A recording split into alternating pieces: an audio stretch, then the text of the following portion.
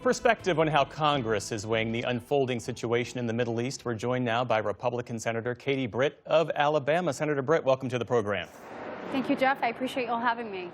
The Senate this evening rejected a war powers resolution that would limit the president's ability to strike in Iran. It would require congressional approval. What about that did you find objectionable? Look, the president has the authority under Article 2 to conduct the strikes that he is executing right now. The president's mission has been well laid out. He wants to make sure that we keep Americans safe and secure, that we ultimately destroy Iran's military, their missile capability, the ability to manufacture those, also their naval fleet, and any ability to regain or reconstitute nuclear enrichment. When we're looking at bad actors across the world, Iran has been at the top of that list. So allowing the president to finish the mission that was begun, I think, is critically important. We've seen this authority be given to presidents, certainly over my lifetime, and I, for one, am proud that the president continues to put Americans front and center. When you say finish the mission, at what point do you believe Congress should have a formal vote on this conflict? Well, the president will have a number of days to obviously complete this. He's laid out that it'll take a little bit of time to be able to do that, but that we are well ahead of schedule of where they plan to be. So the president, not only with the number of their military leaders and obviously the Ayatollah that have been taken out, but their number of munitions, missile capabilities, and capacity that has already been diminished. So I think they've got a plan in place to finish the job. It will not be done overnight, but will certainly, hopefully, conclude in the weeks ahead. There are no plans at this point to put boots on the ground, and the president obviously wants the safety and security of our troops to be of paramount importance, and certainly our heart is broken and our prayers go out to the family of those who have already lost loved ones. We know that their selfless sacrifice ultimately are going to keep Americans safe, both in the region and here at home. A question about that, because regime change in the Middle East has often produced instability. History shows that conflicts with Iran can escalate quickly through proxies. How confident are you that the U.S. won't be pulled into a broader regional war? Look, the president has made it very clear. He is going to make sure that we actually achieve peace through strength again. For over 47 years, we've had leaders that looked the other way or tried to placate the regime, and what happened is they enriched it. We look at what happened to the Iranian people, not only the conditions in which they were living, but also the 30,000 Iranians that were slaughtered just by this Ayatollah that we know about.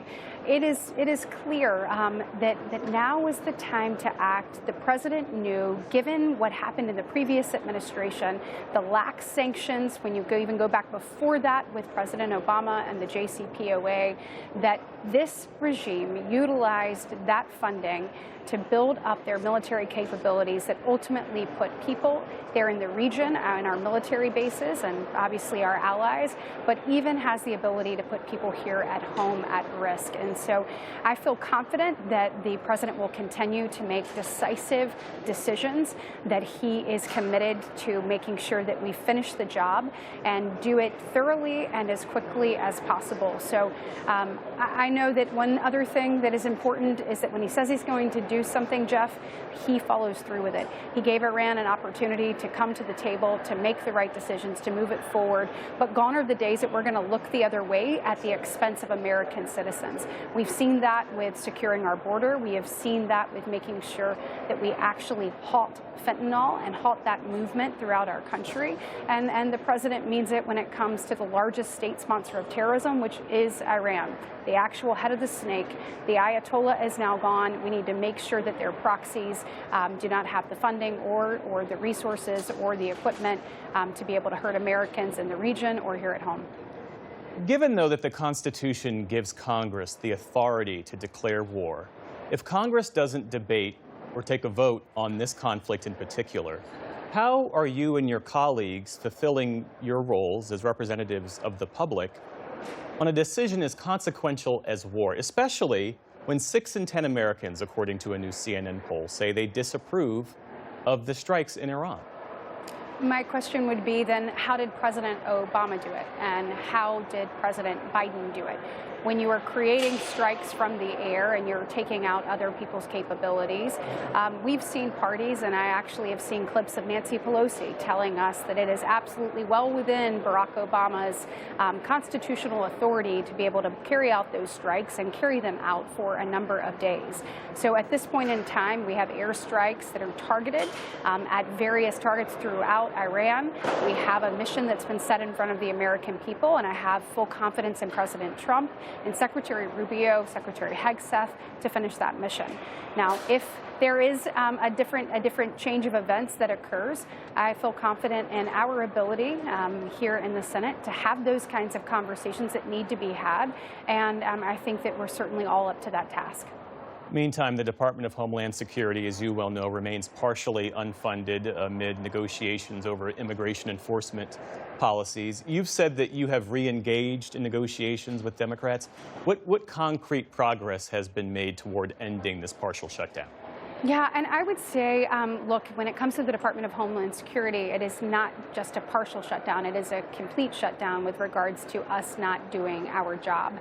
So I think it's imperative that we come back to the table. What we've seen over the last 18 days is conversations between the Minority Leader's Office and the White House. At this point in time, I think it is time for members who were elected by the people in their states that stood up and said, yes, I want to serve. Yes, I want to get in a room and have tough conversations to actually do that.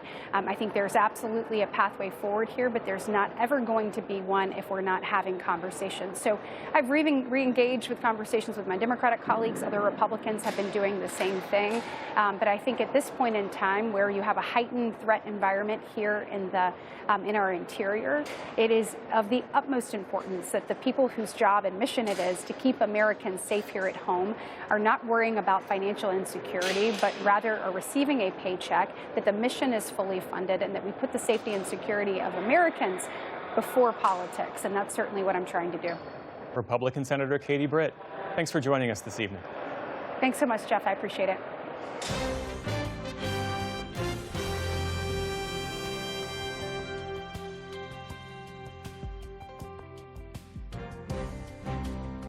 Support journalism you trust. Support PBS News.